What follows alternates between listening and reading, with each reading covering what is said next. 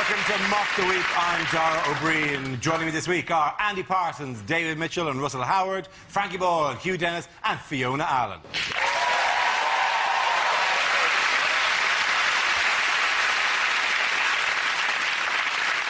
Our first round is called Headliners. Here's a picture of everyday goings-on in the NHS. But what does TFHC stand for? Is it tired fatty has cardiac?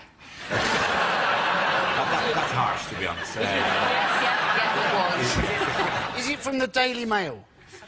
Is it terrible foreign hypochondriac chancer? Is it this fellow who's croaked? Which newspaper was that from? The Daily Express of 1951. Is it television fans hate Casualty? Is it transplanted face hides Cameron? Is it Trenchfoot hits Carshalton? Because I've heard Trenchfoot has hit Carshalton. Is it that it's a particularly wet concussion, or just people are just taking it on? Slovenly. They have a bath too close to when they have to be at work. That fool has chlamydia. I'll give you the T stands for Tories. Tories fight hospital cuts. Yes, that's exactly what it is. Well done, Andy. The answer I was looking for was Tories fight hospital cuts, refers to David Cameron's promise to battle Gordon Brown on the problems in the NHS as he tries to regain the initiative amid rumours of an autumn election. OK, in what way did he threaten Brown with the NHS? He threatened him with a bare-knuckle fight. It's exactly the phrase he used. It's a really insensitive phrase to use, isn't it? But it's such a schoolboy thing, isn't it? Yeah, he'll need more hospitals when I'm finished with him. Yeah, and you just know Brown's going to turn up just with like a big lamp. You go, yeah? Do you want it, you bitch? They were lying, Gordon, they were lying. You think Brown turns up for a fight with a lamp? I don't know why I said lamp. Yeah. I would accept a baseball bat, I meant to say lamp bicycle post. chain. It's not called a bare-knuckle and lamp fight. Well, maybe it's kind of like the Untouchables. He hits you with a knuckle, you get him with a lamp. If he had a WWF name, it would be something imaginative like Gordon Brown. And his pre-match psych-out speech would be, I would probably win. But why, in this face of... how did Cameron launch his health initiative? He launched it very badly. He did. Yeah. He made it a hand glider and threw it off the top of the House of Commons. He came back from holiday and he said, we're going to save the health service and all these hospitals are closing. And then about 6 hours later, the hospitals phoned up and said, actually, we're not closing. You've got that completely wrong, you dork. Yeah, he did. And his own MP in Norfolk had to go, well, we want to apologise to the Queen Elizabeth Hospital in King's Lynn. It was never closing. Sorry about that. And it is kind of I'm so desperately Prime Minister, I'm going to start closing hospitals now. It is so ridiculous. He's come back and he's launched this thing called the Public Services Policy Review to gain the initiative back from Labour. Like anybody is remotely interested in a document called the Public Services Policy Review. If they wanted someone to buy that or look at it, they'd have had to call it Harry Potter and the Public Services Policy Review. And at the end, one of the Weasleys would die on a trolley having been left there for 36 hours. That's how that... There's a thing, isn't there? They want to make doctors now work more evenings and weekends. Yeah, GPs, yeah. But surely the only point of going to the doctor is that you get to take time off work. That's the point of it, man. If you're lucky enough to get genital herpes or irritable bowel syndrome, that can be an extra fortnight off a year. What fantastic advert. Are you feeling squiffy? Do it on a Monday. What other policies have the Tories hinted at? More tax cuts for businesses. It is the first thing they've come out with is basically more money for bastards. That's the Tory policy. The next policy will be you don't have to pay the congestion charge if you're on horseback and hunting a tramp. You say that, but he has now got a policy, hasn't he? He'd break down Britain, and the way he's going to sort this out, David Cameron, is he said he's going to give 20 quid a week to married couples so as to keep them to stay together. Because that's going to make all the difference, isn't it? You know? I hate you! I don't know why we got married! I'm leaving! There's a tenner in it for you. I'm here for keeps. The actual government policy they're talking about is having cohabiting legislation. So if you've stayed with someone for 2 years, they have married rights and they can get half your stuff, which is playing into my hands because my stuff is shit. I will happily trade it for 2 years of sex.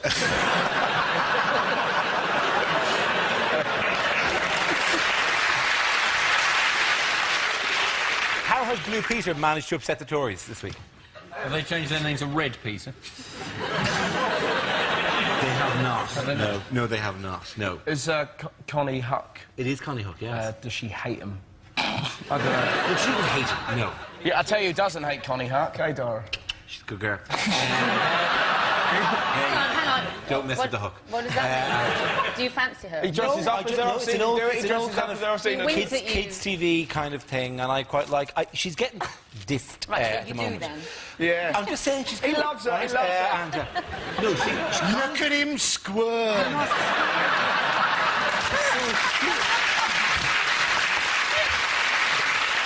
Have you ever met her, Dara? I've never met her. No. Is Would you your- like to meet her, Clearly Dara? not Would you going like to to happen sidle now. up to her and say, here's something I made earlier?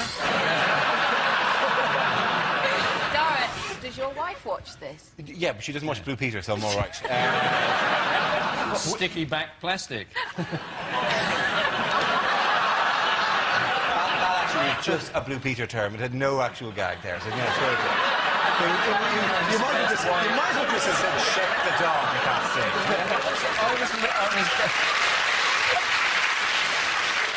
Anyone know why Blue Peter got grief off the Tories? Because she did this press conference that was supposedly about how cycling is good, but Ken Livingstone went on about how the Tories are shit, and then it's felt that she was in some way associated with this being a party political press conference when she thought it had been an environmental stroke cycle around press conference, and the BBC apologised in the most sort of pathetic terms to the Tories for having done this, and apparently they have now imposed upon her a new contract where she can't say what she likes anymore. So now Blue Peter presenters no longer have the same human rights as the rest of us. Ironically, this week on Blue Peter, they're making a voodoo doll of David Cameron. See, she's got the perfect opportunity, hasn't she? That bit where they're making a present and they go, send your parents out of the room. She can pretty much say what she likes to children. Send your parents out of the room, we're making an advent calendar. Rebel by killing people and blowing shit up. That's why you don't work in kids' TV, friend. Essentially, she publicly expressed an opinion about cycling, which, as far as I'm concerned, she's allowed to do. At the same time, in the same room, the Mayor of London said the Tories were a bunch of bastards, which also he's allowed to do. What's the problem? The problem was that the Tory councillor believed that that was in some way showed that the BBC and Blue Peter were endorsing Ken Livingstone's push for a Lord Mayor of London next year. Do you know the way that Blue Peter viewers, who are aged 8 and 14, are big voters? Some of them are 8, some of them are 14, some of them are around about 35. 35. Don't mess with the hook. Which world leaders' holiday photographs have been in the news? It's just Putin, isn't it? This is, of course, Putin. Putin. These photos are great. Yeah. That's Vladimir Putin, just striding randomly across the lake. He looks like a gay porn star, doesn't he? By the way, that's November. But he was going on a trip, wasn't he, to thank Prince Albert of Monaco for helping them get the Winter Olympic Games. Yeah. And Prince Albert, seeing these photos, he'd be thinking, crikey, what have I let myself in for, won't he? What sort of favours am I going to get from Vladimir Putin? Oil yourself up, Albert. We're going for a sauna. You know? How gay does it sound? Basically, you've got a topless man knocking about with a bloke called Prince Albert. It's gayer than Right Said Fred dancing on a doily. Can we go back to the previous photo? Why has that horse got a spike through its head? Because it may have disobeyed him in He some is tiny planning to way. launch a nuclear strike from that horse's head. With one of those wooden nuclear bombs that Russia has so long. Well, you know. I think it's a bit sad that this guy, you know, he could level us at any time, and there he is. He waxes his chest. He needs a bra. He's just quite scary, and there He's is... frightening. He would snap me like a twig. Yeah. That's what I want to see in a leader. Someone who can crush a man's head like a beer can. I I would like to see John Prescott in a series of similar photographs. He still gets a hard time about the whole Litvinenko thing, doesn't he? But I just think Litvinenko wasn't a very good spy if he doesn't know not to accept a glowing cup of tea from a glowing teapot from a man who appears to be wearing a spacesuit. I was going to make jokes about Russians all being gangsters, but some Russian people spoke to me, and all I'd like to say is I'm looking forward to Chelsea continuing their great start to the season. The safe return of my pregnant wife.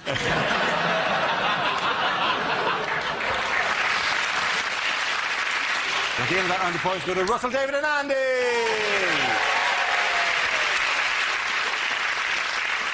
Now we play a round called Harry Potter and the Wheel of News.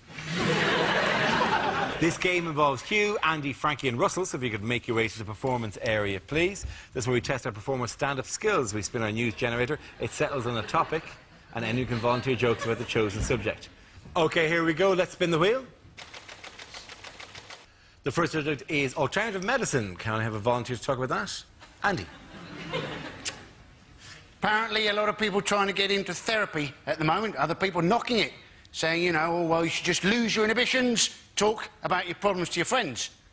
I thought I'd try this. I talked about my problems to my friends for a whole hour.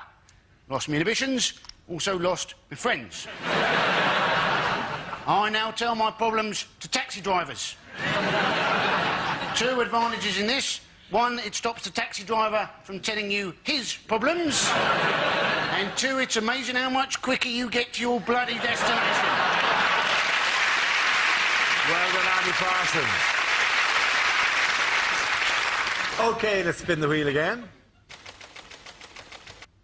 The subject is the media. Who wants to come into that? Russell. I'll do that. I'd see, you know, the way I like getting the news is Radio 5 Live. It's fantastic, 'cause it's just news and nutters, isn't it? They'll read out, like, that was the Pope's view on abortion, and then, hello, Felicity Puddleduck here, livid and ill-informed. I'd just like to say those harlots should give birth to their children aged 2 that charge you to national service. I'm off to bake a cake. And sat there listening, and then the next night, David, are you out of your mind? Cloning? Think it through. 2 versions of me. Want to go out and commit a crime? Who gets blamed for it? Me! I'm doing a 20 stretch. He's banging my wife. Where's the justice? And you sat there listening to these nutters, and then the most ridiculous story. A man in Bristol's found the face of Jesus on a crisp. And suddenly, I couldn't believe how you put up my frazzles. There he was! Russell Howard. OK, the losers Hugh and Frankie. The next topic is sport. Do you know, I've heard a rumour that horse racing may not be completely honest. It's unbelievable, isn't it? But how do you stop the corruption? Well, one solution may be to call horses something like mafia-backed second favourite. Because if everyone did that, everyone would be confused, no one would know who to bet on, and the whole thing would be fair again. And often the first to show is blatantly bribed, followed by mafia-backed second favourite. They're just ahead of Dope to the Gills, Mysterious Limp, and just behind them, Out for a Canter, and I'll Fall at the Fifth. And as they come to the fifth, I'll Fall at the Fifth has fallen. I'll Fall at the Fifth has fallen at the fifth in a magnificent display of cheating, and they're coming into the final furlong. Mysterious Limp is slowing, Out for a Canter is clearly struggling, but coming through strongly is mafia-backed second favourite, and as they cross the line, mafia-backed second favourite has won it, which is remarkable, seeing as he has no head. That's been left in someone's bed for tomorrow morning. Well done, Hugh. Well done, Hugh. OK, Frankie, let's see what you've been left with. And it's environment. Didn't that used to be an advert for mints? Ryanair getting a hard time from the environmental lobby because they've launched a £7 flight to New York. Although, as always with Ryanair, it does land slightly outside New York, in Dublin. It's a pity we can't harness more natural energy, isn't it? Pity we can't harness the power of British moaning. Oh no, that moaning-powered light bulb's on the blink again. Oh no, there it is, back on. Everyone complained about the floods, didn't they? I like storms. I like thunder and lightning. What I like to do during a storm is shag my girlfriend and pretend that we're taking part in the conception of the Antichrist.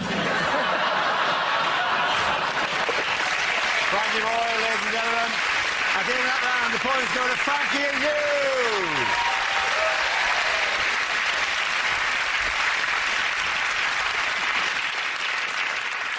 OK, this round is called, if this is the answer, what is the question? On the board are 6 categories. David, which category would you like? Education, please. OK, your category is education. The answer is 25 in a row. What is the question? How many green bottles are standing on Charles Kennedy's windowsill? Is it you've just been picked up whilst hitchhiking? What's the last thing you want to hear the truck driver chuckle as he nods towards the 24 empty rucksacks in the back? Is it how many times has Dara O'Brien cracked one off on Blue Peter?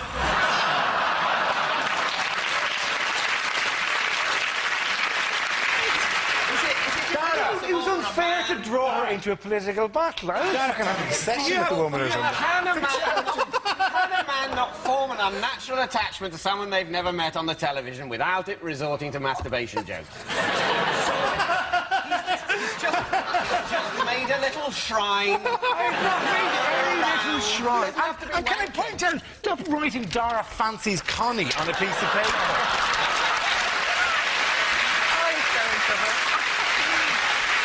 I think she's twice been unfairly dragged into political discussions that are not of her doing, and that's what I'm defending here.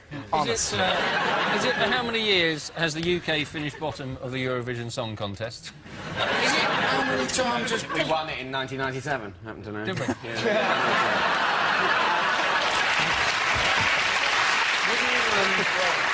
So, that shoots you down, my friend. Would you like to sing us that song, David? Well, I would, but unfortunately a court order says I mustn't. It was Katrina and the Waves, actually. Is it how many times does Victoria Beckham throw up during lunch? Is it how many letters are there after A? Is it Cliff Richard has had 25 top 10 hits? How many were shit? Is it how many researchers from GMTV won phoning competitions last year?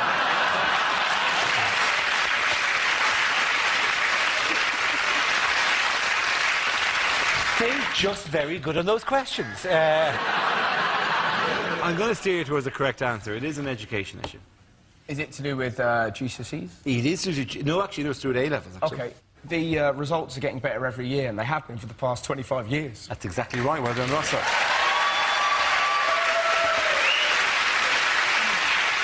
Yes, the question I was looking for is, for how many years have this country's school exam results been improving?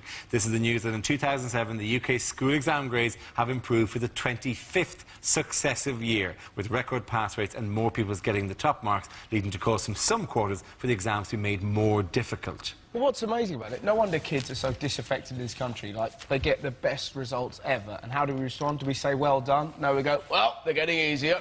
In my day, you had to write 50 essays in an hour, and a man poked you with a stick. If you got one wrong, they killed your mum. Now get out of my room.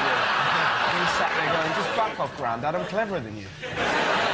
You do put young people in this country in a ridiculous catch-22, where all the coverage is about how stupid young people are, but you give them one chance to shine, and then they all work really hard and get A's, and then you tell them it's further proof that they're stupid. What this is a massive argument in favour of is a huge cut in funding for education.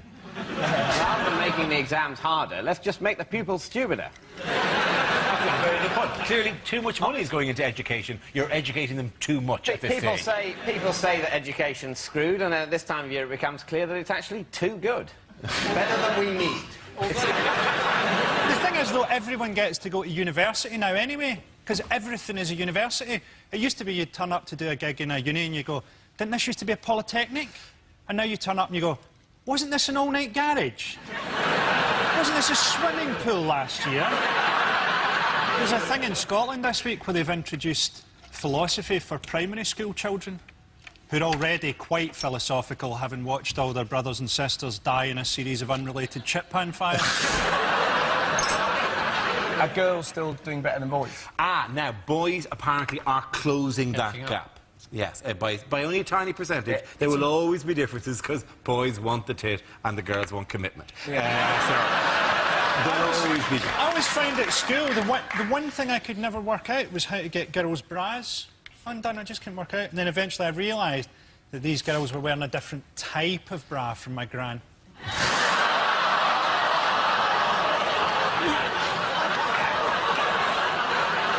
It would be a good idea to get kids more in tune with what goes on in life, isn't it? I can remember spending a whole day finding out that woodlice quite liked dark, damp conditions. I have never been able to use that piece of information in everyday life. Yeah, and when you're there in your flat, aren't you? Your girlfriend's left you, you've lost your job, there's flood water lapping round your ankles. It's going to be little consolation to you that you know woodlice would quite like these conditions.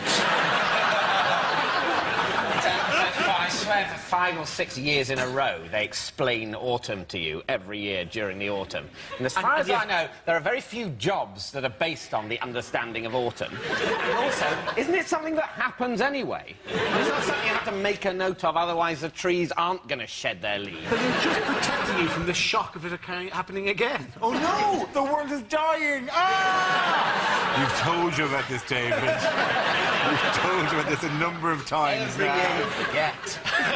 Why are the trees naked? Isn't the whole thing with school, though, that it's never going to be as stimulating as life is now for children? Because they've got, like, blockbuster movies and video games. You know, there's no way that school can be as stimulating as Tekken. Sir, why have you got the head of a leopard? Quiet boy, fireball. OK, which British sportsman will be looking for a new job soon? Is Tim Henman is going to retire, isn't he? Apparently, yes, with bad back, yeah. He said his decision is because of his 2 young daughters, who regularly beat him in straight sets. Surely he's actually going to try and retire and then never quite actually make it. And he'll end up playing until he's 100 years old.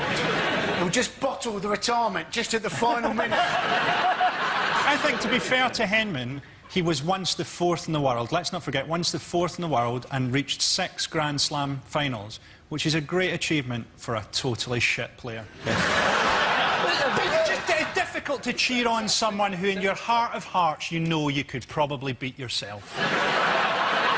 Yeah, but any New10 sport, I mean, any New10 sport on a regular basis will see around them, or perhaps be one of those people who sits in a chair, their fat rolling over the sides, going, "You're useless. Get off the pitch. I should be out there."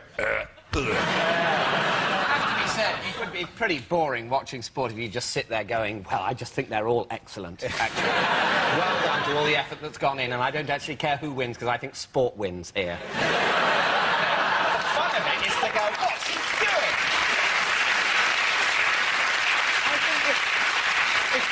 If Tim Henman had won Wimbledon, it would have been so weird, it would have actually torn a hole in our reality. Oh, Henman's won, and here to present the trophy is Winston Churchill with the head of a bee. Put it this way, the last time a British player won, the Nazis marched into the Rhineland, so, you know. In 1977? No, I was talking about the men's. Oh, OK. 1936, that's when they went into the Rhineland, isn't it? Yeah, but actually, in 1977, the last time Britain won, they released Star Wars. Yeah. And what's more, 1977, the year Connie Hook was born. Not actually. I'd like to see every sportsman do a final year of their career drunk. Oh, missed it. Oh, who cares? I'm a millionaire anyway. David Beckham going up to take a penalty and just puking on the ball. Very good. This will be the point at the end of that round to Frankie, Hugh and Fiona. Now we come to our final quickfire round called Scenes We'd Like to See. This is for everyone, so if you could make your way over to the performance area, please. I called ideas for scenarios we'd love to see, and the performers come in with their suggestions. OK, here we go. The first subject tonight is bad things to hear on an airplane. In the event of the cabin decompressing, oxygen masks will drop from the ceiling, and untangling them will annoy you before you die. Well, if you look out of the portside window in just a minute or so, you'll see me. Bye. That's the first cloud I've ever seen with a ski lift on it. The only thing less likely than surviving crashing into the sea is the Coast Guard hearing the whistles on your life jacket. Oh, hi. I've got a hobby farm. Would you like me to tell you all about it for the next 9 hours? Louisa and her in-flight team will be looking after you today. And your hijacker's name is Ibrahim. Hold on! I've just entered us in the Red Bull Challenge!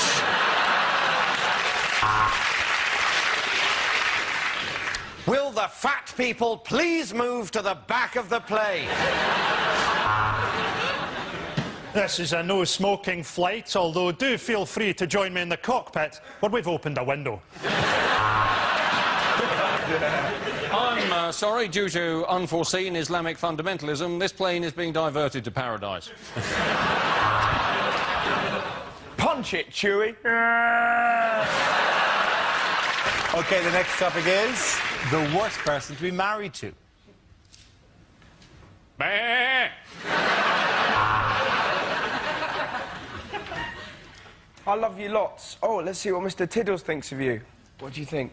Die, bitch!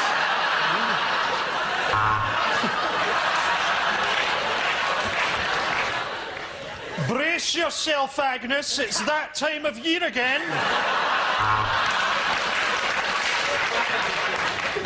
These are my late rabbit's ashes. Say hello.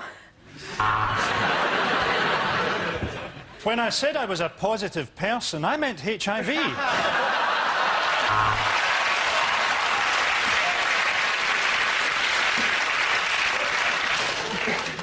I brought home a video to turn us on.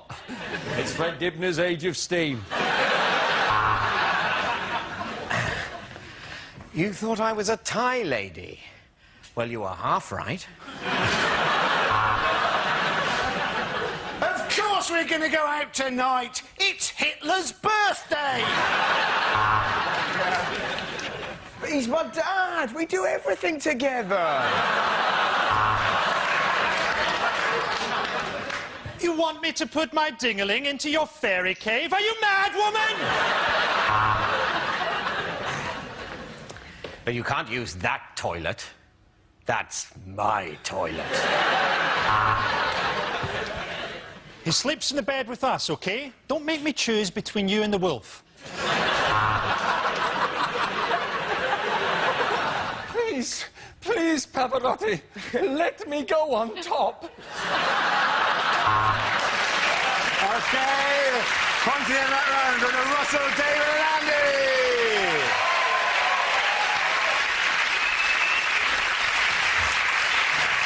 And that is the end of the show. This week's winners are Frankie Boyle, Hugh Dennis and Fiona Allen. Commiserations to Andy Parsons, David Mitchell and Russell Howard. Thank you for watching. I'm Darrell Green. Good night.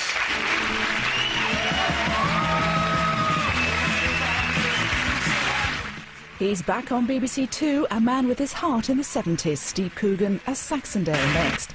Then our two favourite old codgers try their hand at babysitting. Poor kid, still game at 10. And you can download Russell Howard's latest podcast now from bbc.co.uk/6music.